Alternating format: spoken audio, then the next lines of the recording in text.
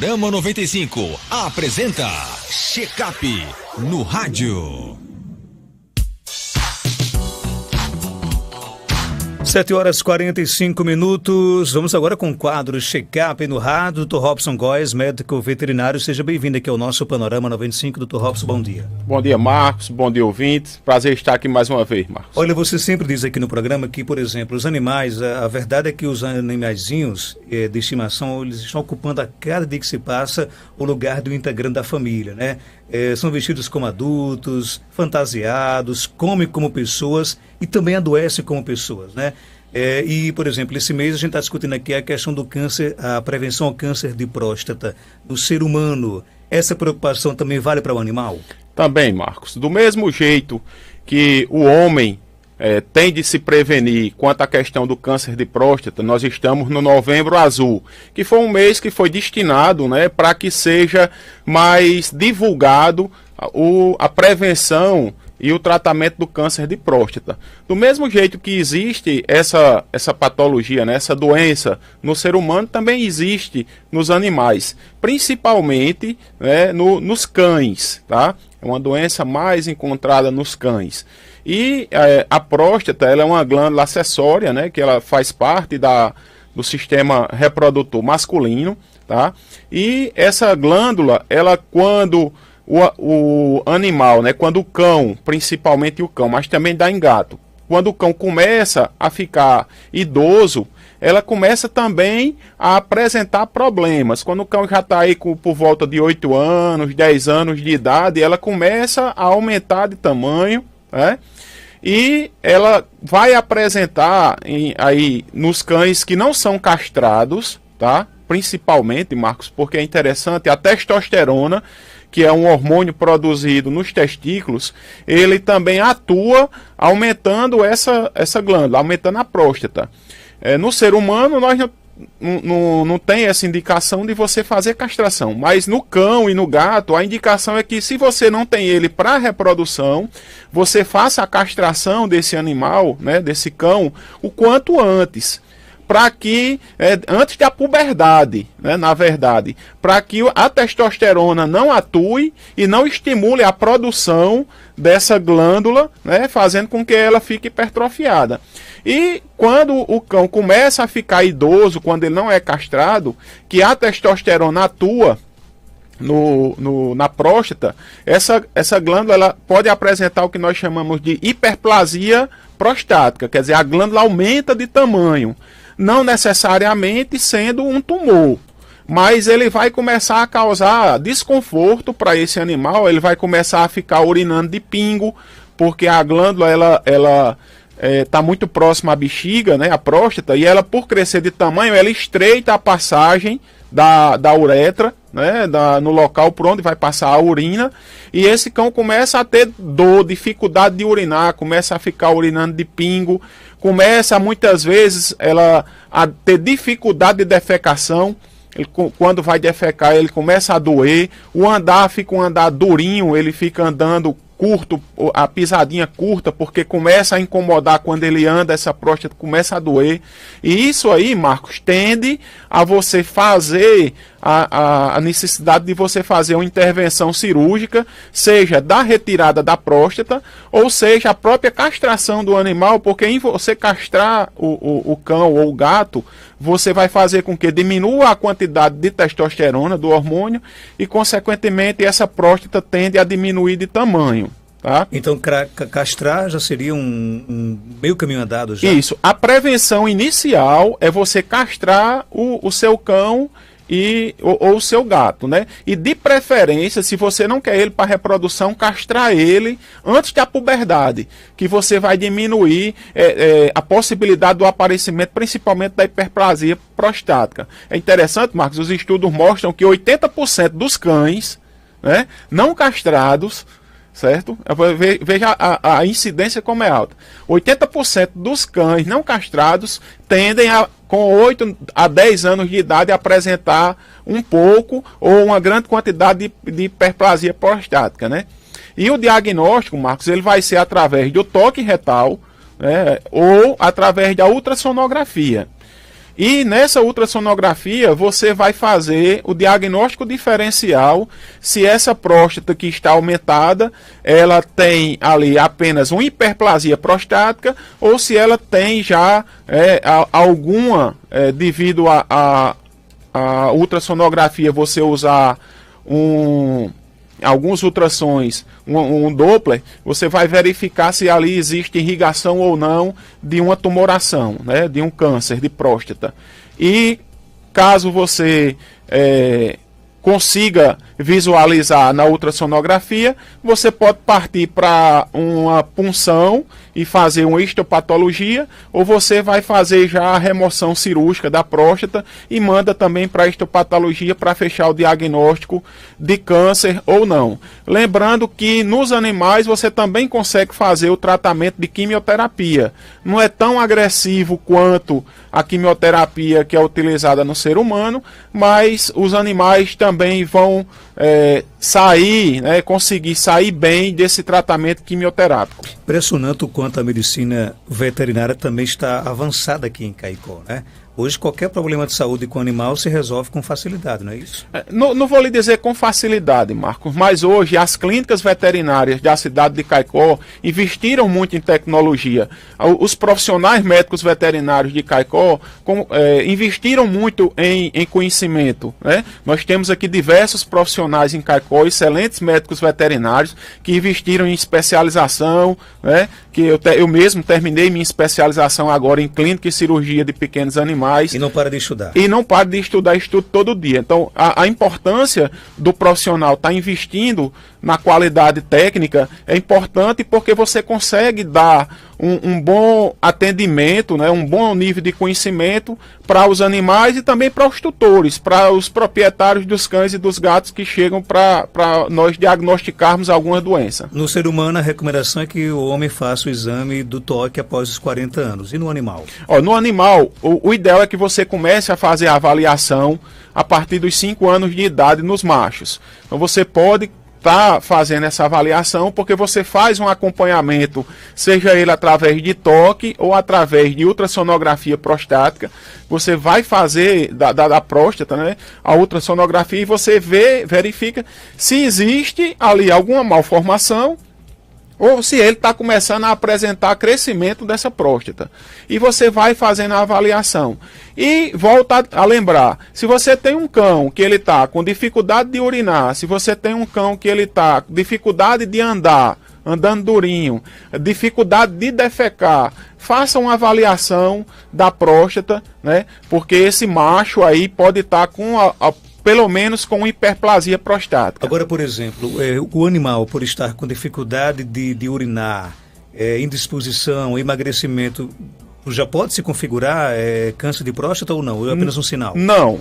Olha, desses animais, os estudos, tem um estudo do Conselho Federal de Medicina Veterinária que diz que 2% dos cães que apresentam esses sintomas, né, e que tem problema de próstata que é realmente câncer. Apenas 2%. A maioria, em torno de 80% desses diagnósticos aí, são hiperplasia prostática. Então é apenas o crescimento, o processo inflamatório da próstata, que aí vai ser tratado, né, com medicações e principalmente através da castração desse macho. Eu fiquei curioso agora, a questão, por exemplo, o animal sofre os mesmos efeitos do ser humano com relação à quimioterapia? Não. É bem mais brando, Marcos. Não tem aquela agressividade que existe no ser humano, como queda de pelos. Você não vai encontrar isso nos animais. Eles sentem sim, alguns deles vomitam, alguns deles apresentam problema hepático, né? Problema no fígado, problema renal, lá os rins atacam um pouco os rins. Depende muito do produto que você for utilizar. De qual a quimioterapia foi implantada. Mas ele não sente tanto quanto o ser humano sente. Se não for tratado... Aí, se não for tratado, a tendência é que exista a metástase, né? Essas células cancerígenas que estão em determinada parte do corpo, são células que foram alteradas e elas se deslocam para outras partes do corpo, por exemplo, principalmente a nível de pulmão e a nível de fígado e aí de baço também, e vai fazer com que esse animal tenha outras manifestações, perda de peso, levando até a óbito. Vamos aqui para o nosso WhatsApp, 988-775550. Nosso ouvinte Rosa pergunta, doutor Robson, com quantos meses posso castrar o gato? Olha, o gato ele pode ser castrado quando os testículos já estiverem na cavidade, tá? No saco escrotal. Você já pode fazer a castração do macho, né? Como da fêmea também. Mas a idade é que seja no máximo até 6 meses de idade. Porque o macho e a fêmea o gato, né, com 6 meses de idade, ele já apresenta características sexuais. Tem deles mais precoces que com 4, 5 meses já estão manifestando interesse em manter relação sexual, inclusive engravidar. Então, o quanto antes você fizer, melhor. Eu volto a dizer, se já tiver os testículos no saco escrotal, você já pode fazer a castração. Tem mais pergunta aqui chegando, nosso ouvinte Rosenilda. Dr. Robson, fazem 8 dias que minha cachorra entrou no cio. Como posso ver que ela não está mais no cio? Quanto tempo demora?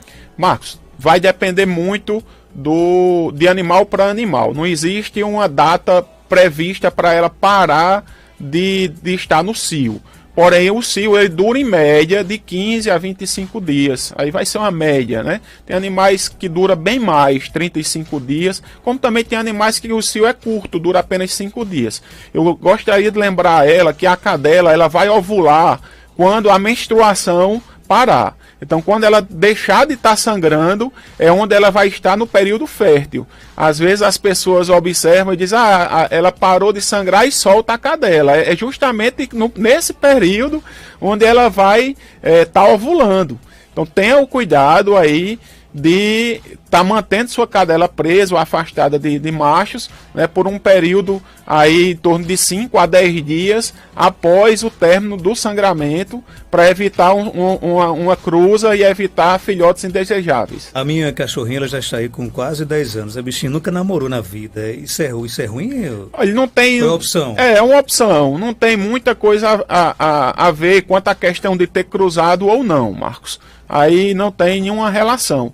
Porém, os animais, quando você não quer ele para reproduzir, a indicação é que você faça a castração. Então, se você comprou uma cadelinha ou comprou um macho e você não quer ele para reproduzir, providencie o quanto antes a castração no macho. Menos sofrimento para o animal? Menos sofrimento para o animal, ele não vai ter aquele estresse de a fêmea, por exemplo, de estar entrando no cio, né? A cadela entra de 6 em 6 meses, a gata entra todo mês, né? Então não vai ter aquele cio, não vai ter aquele incômodo de ter a ruma de cachorro na porta da sua casa urinando, o gato pulando em cima de casa, fazendo barulho, indo atrás da gata, né? E ainda, Marcos, lembrando que tem a questão para os machos da próstata, que é o nosso tema de hoje, e tem a questão na cadela, né? Se você castrar ela bem mais cedo, vai diminuir, antes do primeiro cio, diminui para 0,5% o aparecimento de câncer de mama, né? Se você fizer no segundo cio, cai para 8% a possibilidade, e se você fizer até o terceiro cio, cai em torno de 20 e poucos por cento. Então tem também esse lado de prevenção do câncer de mama, se você castrar a sua fêmea antes, de prevenção tanto para a fêmea para o câncer de mama, como também para o macho para o câncer de próstata. A nossa ouvinte pergunta, ela quer fazer a castração da cachorrinha dela, só que ela está gorda, pesando mais ou menos 27 quilos. Ela quer saber, pode fazer e qual o tempo da cirurgia? Teria de fazer uma avaliação clínica nesse animal, fazer os exames necessários aí através de hemogramas, exames bioquímicos. Se for importante e tiver alguma alteração cardíaca, fazer um eletrocardiograma para identificar se existe alguma alteração cardíaca, Marcos, nesse animal.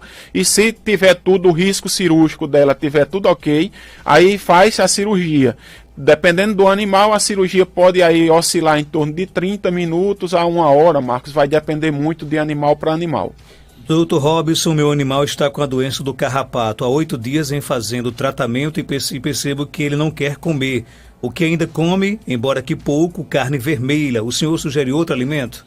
Olha, A doença do carrapato, ela por si só, ela faz com que o animal fique com essa moleza no corpo, fique com inapetência, né? Fique sem querer comer, porque essa doença, ela ataca, destrói as hemácias, destrói as plaquetas, tá?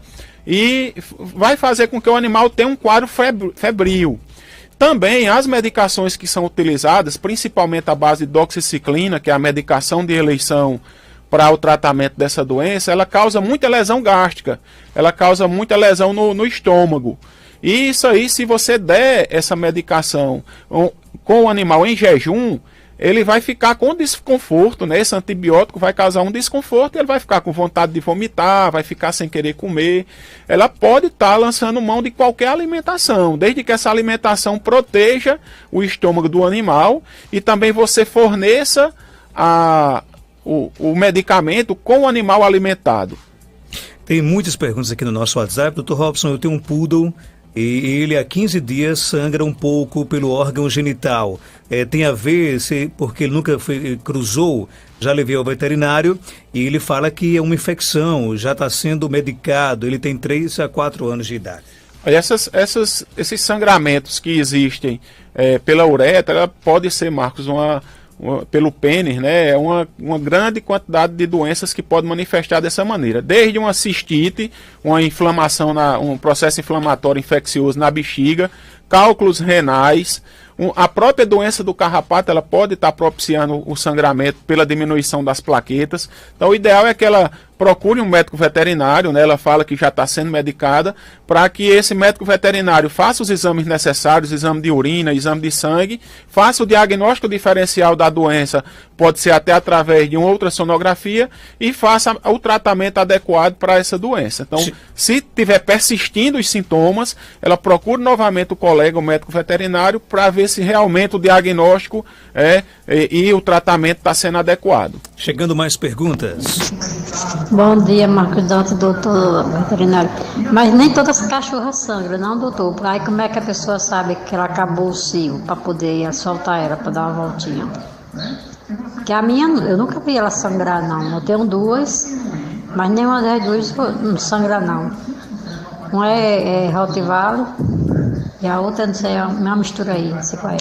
E aí, Dr. Robson? Bem, Marcos, existe realmente o cio silencioso, que são animais que entram no cio e você praticamente não percebe que ela está com sinais de cio. Os sinais de cio em cadela, principalmente, ela começa a sangrar, né? A vulva fica edemaciada, ela aumenta o tamanho da vulva e ela manifesta outros sintomas e também você vê aquela quantidade de machos chegando ao redor. Possa sim existir cadelas que entrem no cio e não apresentem o sangramento, mas não é tão comum que isso aconteça. Então, se ela identifica que o animal está no cio pelos outros sintomas, ela vai ter de ter aí uma margem de segurança de pelo menos 30 dias, já que você não consegue visualizar o sangramento para você saber se ela está ovulando ou não. Pergunta agora vem da nossa ouvinte Judite. Vamos ouvir. Marcos, bom dia. Perguntar aí a Dr. Robson, porque minha gatinha, ela completou 11 anos de idade ontem. Só que ela nunca pariu, mas ela sempre entra no cio. Existe alguma possibilidade ainda dela engravidar? E aí? Existe sim, Marcos. A cadela, ela não é, nem a gata, tá? Que a Judite pergunta explicitamente a questão da gata. A gata, ela não entra em menopausa. Então, até ela, se ela estiver no cio, ela vai ovular e ela vai emprenhar. Então, não existe anestro total, né? Não existe menopausa em gatas. Dr. Robson, obrigado pela sua participação. Até sexta-feira, se Deus quiser. Obrigado, Márcio. Um bom final de semana a todos. Um abraço.